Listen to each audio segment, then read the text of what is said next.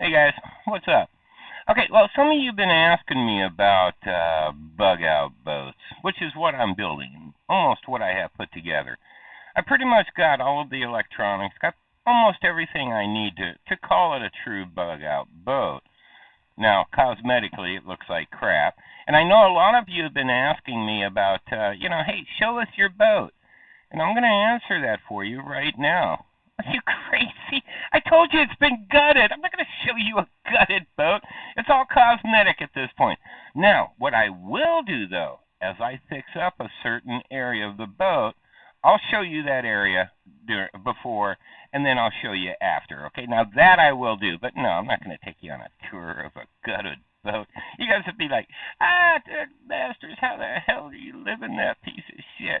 But again, I want to talk about this because it's really, really important. When I'm reading different articles and I'm talking to people, y'all are talking about how you got a bug out RV or you got a bug out location that you can go to. I want to remind you, should America go the way that many of us are believing that it's probably going to end up going, and we do end up with Agenda 20, you're going to end up probably having to leave the country. I mean, that's probably what you're going to have to do. And what are you going to do? First thing that they're going to do is they're going to block off the roads. This is how they do it. They stop travel. They stop airport travel. They also block off the roads, block off the exits. It could be something to do with, maybe a virus going around is what they're going to say. Oh, yeah, we got to block off the borders. Nobody's leaving. Well, you're kind of stuck if you're in an RV. RV, don't get me wrong. If you do an RV, there's really only one place that you can go. Think about it. You can go to Mexico. You're not going to go to Canada. You guys know what they're doing in Canada, especially Quebec right now? I'm probably going to do an article on that here pretty soon. So where are you going to bug out to? A lot of people, I take my RV out into the country, and I'll, put it under a... Look, man, they have every inch of this country covered. And what they don't have covered, Skylab. Well, not Skylab, but what's the name of that? The Elon Musk, all of the communication satellites that he's putting out to make sure the world is surrounded. Well, they got pretty much every inch covered. They're going to find you. They will find you. They're going to find you. Once they get to the point to where they want to round up those that, if this ever does happen, again, I'm not going to say it's going to, when they get to the point that they want to round up the strays, remember, it's kind of like, think of it as like cowboys in the old days, okay? You worry about making sure the herd is in place. Okay, you got to get the herd where you want it. Once you get the herd where you want it, then you go out and you find the stragglers. You find those that just didn't join the herd. And that's kind of how it's going to go. So I got to thinking to myself, now look, what is, and this is why I picked a bug out boat. And this is why I picked the boat that I picked. I'm going to go through this, and I want you guys to listen to this because this is stuff that you really do need to know and that you may want to consider doing. Okay, so let's start at the very beginning here, all right? We need to talk about the type of boat that you probably want to have as a bug out boat. And I know a lot of you are thinking, a sailboat, of course. Well, we're going to talk about that here in a minute. And I'm going to tell you why I picked the boat that I picked. Now, remember, this isn't the first time that I've lived on a boat, and I had a plan at one particular time when I was doing a lot of art. In fact, I might still do it. I might do it in this boat. Kind of like a bucket list thing, get it off. It was a desire I had. It was a plan I had that never actually went all the way through. It might be nice to just do it for a little while. Although I don't really want to live in Key West. You got to get a mooring ball, and it's really expensive, and it's a lot of hassle. So Key West probably, it's beautiful. It's not my number one choice. But it is a good takeoff point to go to Cuba, in case you need to go to Cuba. But we'll talk about that. All right, so the type of boat, and again, I'm going to talk about kind of solar panels, wattage, equipment that you're probably going to want to have. And we're going to start with the basics, okay? So let's talk about the vessel. What do you want to get? Now, most everybody knows right off the bat that, John Masters, you want a blue water boat. Okay, and blue water boat means a boat that's able to handle like the Atlantic, deep waters, be able to do an Atlantic crossing or even a Pacific crossing. Now, if you're going to do that, and in fact, boaters will tell you, any boat can actually be a blue water boat. There's 28-foot boats that have made crossings across the Atlantic. But I want to point out the guy that did it had more skill than, in his little finger than probably most of us have boating experience in our whole body. So think of it this way. The smaller the boat that you have, the more skill you're going to need. The more you're going to be able to, the more you need to know, the weather patterns, currents, etc. Now, as the boat gets bigger, it becomes more forgiving.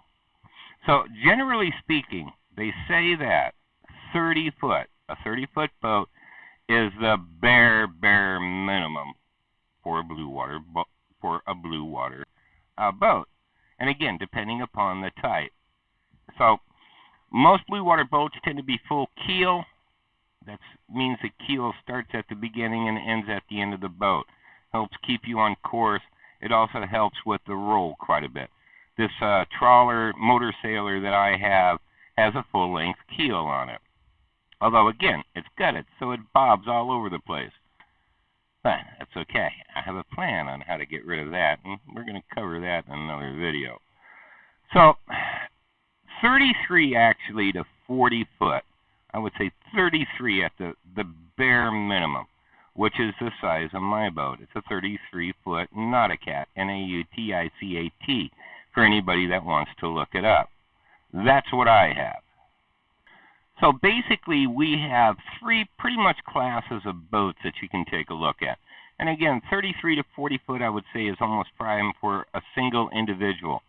Keep in mind, you start getting over 40 foot, it starts to take a crew to really survive, or to be able to let's say, run that boat properly.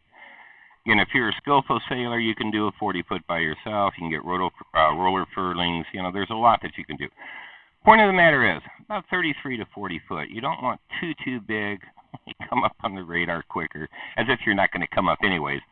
But remember, if there's a lot of people bugging out, it's going to be, shall we say, targets of opportunity when it comes to the Coast Guard, and they're probably going to be going for the biggest boats, considering that they probably have the most people. Correct? That's what I would think. Or Department of Homeland Security. And did you, by the way, know that Department of Homeland Security pulls over people on boats now? Kind of like the Coast Guard does. Yes, they do. Now, if you can afford it, I would say like a bayliner, a good 36-foot bayliner would be the best. Why? Because it's fast as hell. You can bug out. Generally speaking, you only got to go out 8 miles, a little bit past 8 miles, depending upon where you're at, before you get into what's called international waters. And in a bayliner, you can do that 8 miles pretty damn quick. The problem with the bayliner is this. Yes, you can get anywhere pretty fast, but you're going to burn a hell of a lot of fuel. And you have to consider in your mind fuel. Where are you going to fuel up? Where are you going to get more fuel at? Which now brings us to a sailboat. If you go with a sailboat's good, okay, because it doesn't really use any fuel. Generally, they use it to dock and undock.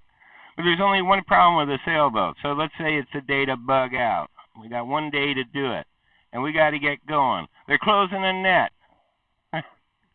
I got to go west. Let's say I got to go west. I'm in Florida, okay? I got to go west. All right, mateys. Okay, crew, let's get ready. We're gonna make a dash for the international waters. Are we ready? Sir, there's like a 30-mile-an-hour wind coming our way from the west. That's all right. We're gonna tack our way out of here. Shouldn't take us longer than about 8-9 hours. Tacking is when you have to zigzag forward, okay? Although you probably could go out at a slant, but that would also depend on where you're at. But anyway, depends on where the point of the matter I'm trying to make is this. You're at the mercy of the winds. You're at the mercy of the weather. And any sailor will tell you that the winds, the sea, tells a sailor, those that sail, where they're going to go. In fact, to a point, even those that have a motorized vehicle. All right, so now we talked a little bit about, yeah, the Bayliner would be great. Okay, I can get anywhere fast, expensive as hell to run. A good Bayliner, let's say with turbo diesels in it, dude, it's gonna run you a lot of money. Okay, I'll put it that way. Boats go through fuel. Okay, they go through fuel really, really fast. It takes a lot to turn those little props. But all right, so that's that. Now, this is why I went for the motor sailor. And I'm going to tell you right now, I'm getting rid of the sails. I'm not going to do, it's not going to be a motor sailor. I'm going to turn it 100% into a trawler. Now, you're going to ask yourself the question, why would I want a trawler? Keep in mind, trawlers have what's called a boat speed, okay? It's the hull speed. And for most trawlers, it's anywhere between 6 and, 8.5 knots, which comes out to about 9 to 10 miles an hour. But you see, the thing with a trawler is that a trawler is designed and it's geared in such a way that you're only going to go through, unless you got a big-ass trawler. Like my little 33-foot trawler, it goes through right about 3/4 of a gallon of fuel an hour. And that's diesel. So it's a diesel. And we're going to talk about types of motors here coming up pretty soon, because it's one of the most important things that you want with your bug-out boat. Is a good motor, but we're going to get to that. So with a trawler, I can go into the wind, I can go around the wind, and keep in mind, at 7 knots, I can get out 8 miles. Let's say I'm just doing 7 miles. I can get out that 8 miles within an hour. Within an hour. And this Nauticat holds 150 gallons of fuel. 160, somewhere around 160. So effectively, I have 800 nautical miles that I can go before I'm going to need fuel again. And again, at less than a gallon an hour, I can go pretty far and go for a pretty long time. So this is why I kind of suggest a trawler. It's easier to get fuel. You can find diesel, okay? You can find diesel. It's easier to get fuel. It goes through a lot less fuel. And you have that freedom to be able to decide where you want to go. Now, another reason why I like the idea of a trawler. So, with a sailboat, again, we talked about the powerboat. Powerboat's really out, man. I mean, yeah, I just really concerned about that whole refueling thing. The problem, again, now, with a sailboat, and why I'm going to go full trawler with this, is let's say I got to go underneath a bridge.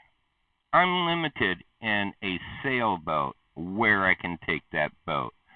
Let's say there's a little cove that I can go up in that's really secluded that I need to get to. Sailboats often have like a 4-foot to a 6-foot draft, which means draft means that's how deep the keel goes. So that's how shallow the water that they can go into. And if you're starting to go into like South America and, a lot of the what we like to call third world countries, most of these countries really aren't third world anymore. I'm going to tell you that right now. The bridges, they're not like in America where they got a guy sitting there in an air-conditioned little office saying, can you open the bridge? Yeah, okay, no problem. And the sailboat goes through. You don't find that in Mexico, okay? If you can't get under that bridge, you ain't getting through, okay? That whole section, that whole area is off the books. You're just not going to make it. So you're now limited, especially when you're talking about going into like South America, which is going to be probably where most of us would bug out to. Same thing when you go out to the islands, okay? There are bridges that you need to go through if you can get under them.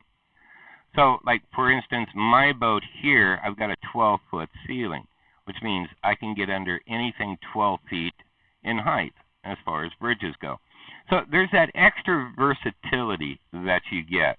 Most trawlers also have about between a 3 to a 3.5 foot draft, which means I can go into 3 to 3.5 foot waters.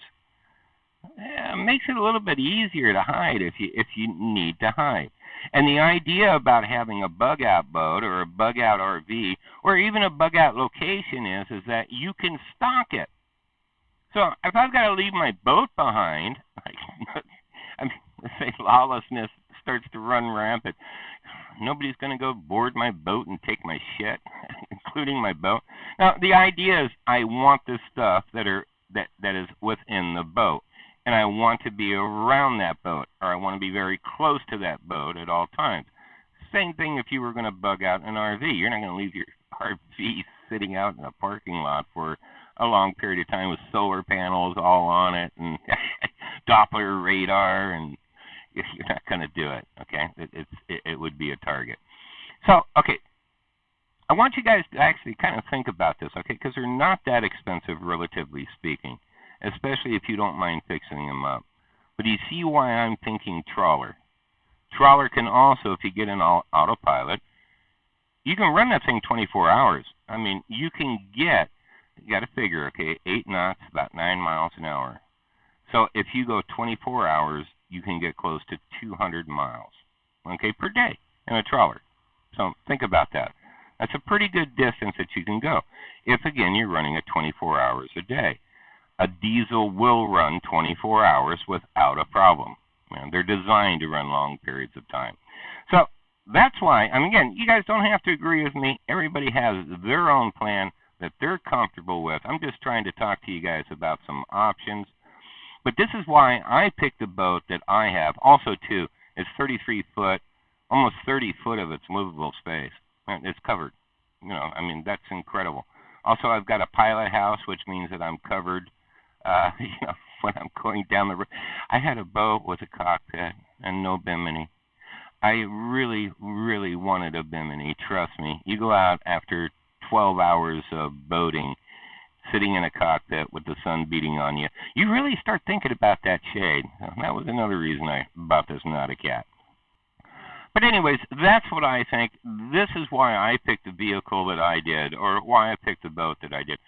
I'd love to hear what your guys' thoughts of this are. Also, what did you use? Do you have bug out plans? Are you even worried about it? If you do have bug out plans, would love to hear what they are. By the way, don't put your name in there. If you tell YouTube, you're telling the government. So don't do that. Yeah.